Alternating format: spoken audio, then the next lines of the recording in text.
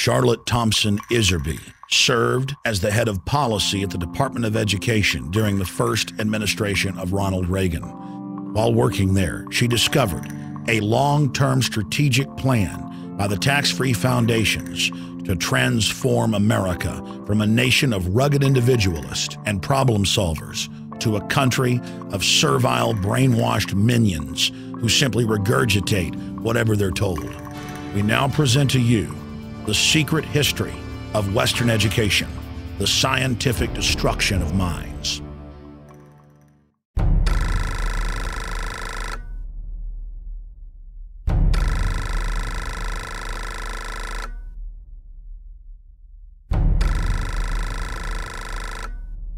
The minutes reveal that in 1910, the Carnegie trustees asked themselves this question, quote, "Is there any way known to man more effective than war to so alter the life of an entire people?"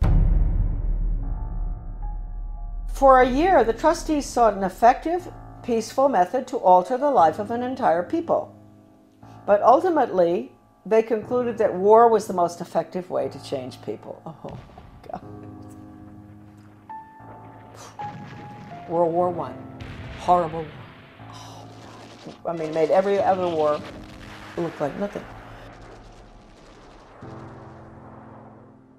They sent a confidential message to President Wilson insisting that the war not be ended too quickly.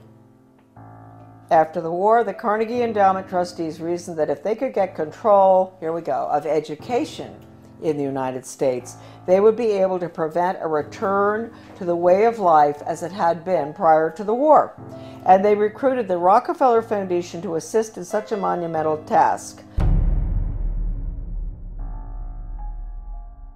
Education should aim at destroying free will so that pupils are thus schooled they will be incapable throughout the rest of their lives of thinking or acting otherwise than as their schoolmasters would have wished.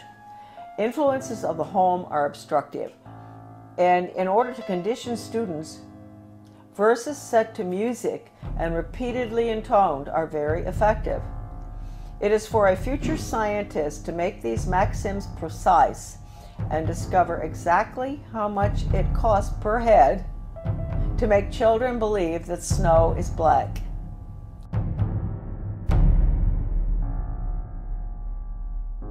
When the technique has been perfected, every government that has been in charge of education for more than one generation will be able to control its subjects securely without the need of armies or policemen." End quote. Young people cannot be trusted to form their own opinions. It's our job to tell them.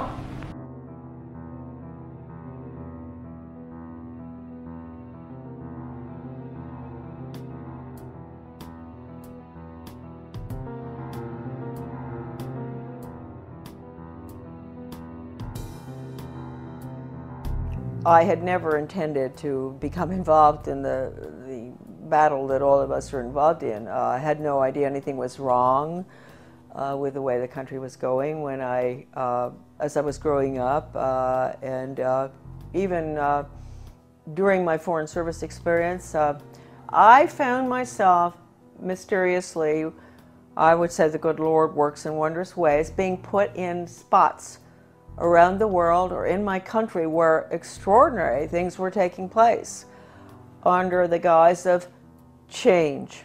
And we've all heard that so much, you know, from the Obama administration, Bill Clinton, he was the first one to mention change agents, etc. So for some reason I was plucked out, and I found myself being sort of pushed. My name is Charlotte Thompson Iserbyt. My maiden name is Thompson. My husband, who I want to give great credit to at this point, was Belgian, from the Flemish part of Belgium. I met him, I'll explain that later, in Europe when I was working at the embassy in Brussels. Without my husband's help throughout the last 30 years, certainly when we came back to Maine, my work never would have happened. And he understood beautifully. He had been highly educated in Europe, and he understood the whole plan. In fact, about 5 years after we had come back to the United States, someone gave me Gary Allen's book, None Dare Call It Conspiracy. I was on the school board, and this lady called me, and she loved the work I was doing on the school board. Of course, nobody else did, but she said, I've got a book for you. She brought it down, and I read it, and I looked at it, and I thought, I've never heard of such thing as this. I mean, this is a conspiracy to really take over the world. Thank you, Gary Allen, who's no longer with us. And so I said to my husband, good Belgian, well-educated, do you know about this? And so he took a look and he said, yeah, sure, I know about it. I said, you know about this? You know about the Illuminati and the Bavarian conspiracy? You know about all this, the plan to implement a world order huh? And he said, well, yeah, I learned all that in school. And I thought, oh, okay. So thank you, Jan, wherever you are. I think that maybe you're very involved in helping all of us right now straighten out this mess. We go back. I was born in 1930. Yes, I'm getting there. My mother was from Virginia, a wonderful Southern conservative, wonderful gal. And my father came from Pennsylvania. He came from a family that in mining, and his father was a very recognized mining engineer who ultimately went out to South Africa and opened the gold mines. And my grandfather knew all these people. My grandfather was Skull and Bones. My father was a wonderful person. He was mayor of several towns on Long Island, New York, and in New Jersey, and he was a real constitutionalist. And somehow he was a member of Skull and Bones, but he didn't have anything to do with the power structure there, right? He absolutely nothing, although he did go to their meetings, and he went out to the island for retreats and that stuff. He went to Bohemian Grove once. And so I grew up in sort of an atmosphere of, it was apolitical in a way, except for local politics, which my father was fabulous on. Anytime anybody did anything like wanted to break down local government or get rid of elected officials like regionalism does, my father would be right there with the Constitution. So anyway, I went to private schools, and I got out of prep school in Wellesley, and I decided I really didn't want to go to college. A lot of people thought it was a mistake. I wanted to go to business school instead. I was tired of somehow I had a bad feeling about things that were being pushed in the prep school. Like I was a member of World Federalists. I was falling for this junk. But somehow I didn't want to continue that. So instead of going on to Smith or Vassar or what, I went to Catherine Gibbs Business School in New York City. Wonderful, wonderful, difficult school. But I learned best grammar, how to write, accounting, shorthand, which came in very, very handy, I can assure you, especially when I was in the Department of Education. I got out, I graduated, and the Korean War was on. So I was very patriotic. My mother had always worked for the Red Cross. She was a volunteer during World War II at the mental hospitals, bringing the guys in from the war. So I heard a lot about the Red Cross, which is, I want to point out right now, changed enormously from that time. And I wish I could say in a better way. I think it does very good work. But it's connected with all the other, non-governmental, non-profit groups, and they have all been infiltrated. I signed up for Korea, that's right, but they changed my orders. At the last minute, I went to Guam. I spent a year there. My next assignment was Chitose, Hokkaido, another air base, fighter base, I think. I finished my tour. I didn't want to come home by air. I wanted to go by ship. So I decided to go. A friend of mine went with me, third class, in the bowels of the Vietnam, which was a freighter. Luckily, I was in third class. So I was down, and we had very good food, because French have good food, whether it's third class or not. Always a big bottle of wine in the middle of the table. And the people at the table were coming out of North Vietnam, coming out of North Korea, and China. They were refugees. And, of course, the Vietnamese ones spoke French, and the Chinese were very well educated. They were well educated Chinese, so they spoke English. I spoke French, so the conversations were unbelievable. They would tell me what had happened, why they were coming out, what was going on under the communists, which we didn't let General MacArthur, move in and take over. Truman brought him home. We could have won that war. We could have kept the whole Far East from collapsing, but that wasn't the plan. That old soldiers never die. They just fade away. This one woman was taking her daughter to Paris, to the conservatory there of music, to study piano.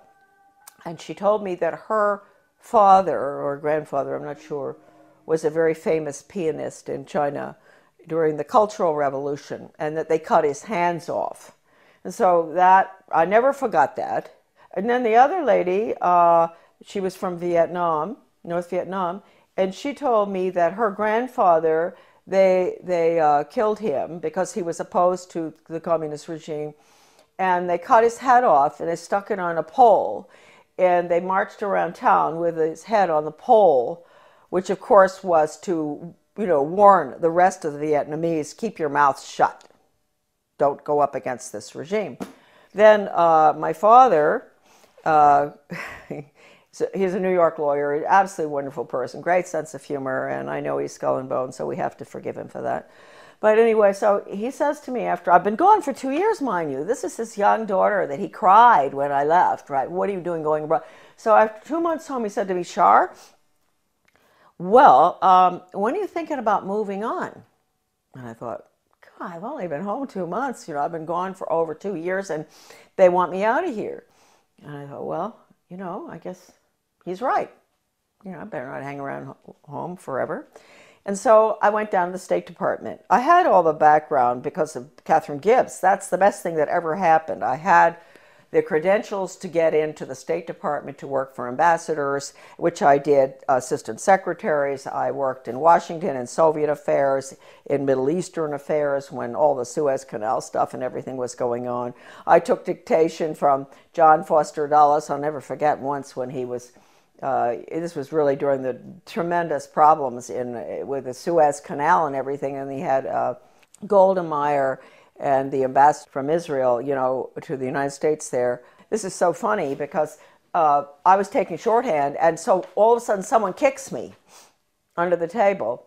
Golda Meir, she's kicking her friend, the ambassador of the United States, whose name I can't recall right now, and kicked me instead. And I said, oh, gee. And she said, oh, I'm so sorry. She said, he's dictating too fast. He's a very good friend of hers. Dictating too fast. There's no way you can get it. So anyway, those are little funny stories about the State Department. But anyway, and then I was in Soviet affairs. I saw very strange things there. I went to South Africa. I worked for the ambassador in South Africa.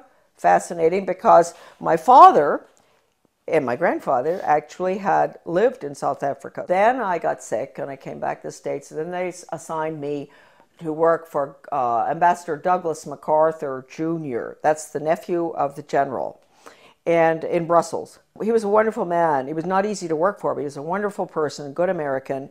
And that was at the time, again, you see where these things kept happening in my life. This was the Belgian-Congo crisis, and in Katanga.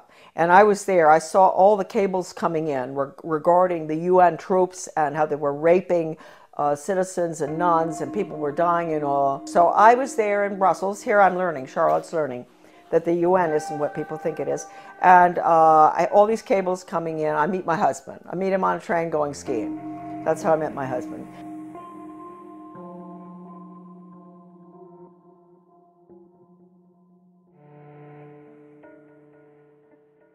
My husband and I are engaged. We subsequently get married in the United States. He comes over.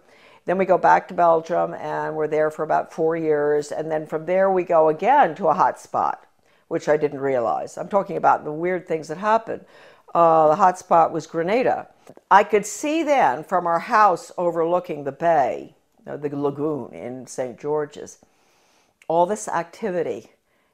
Boats coming in with strange flags. Stokely Carmichael came down there to sort of stir up the pot to get the Grenadians, mad at the rich, nasty capitalists who owned these yachts and all. It was really getting bad there. And I knew the political situation well because we had Grenadians working on the boat. I had a lot of Grenadian friends in government as well. Anyway, we left. We were there about 5 years. And then when we left, I remember telling our Grenadian friends, you're going to have trouble here. There's troubles coming. And of course it did in 1984, I guess. That was one good thing Ronald Reagan did, which I was opposed to because it was a UN move, but he saved a lot of my friends from being killed by the Soviet regime in Grenada by moving in there to protect, so-called protect American students. But it was really the oil pipelines, I think, of Rockefeller that we were protecting.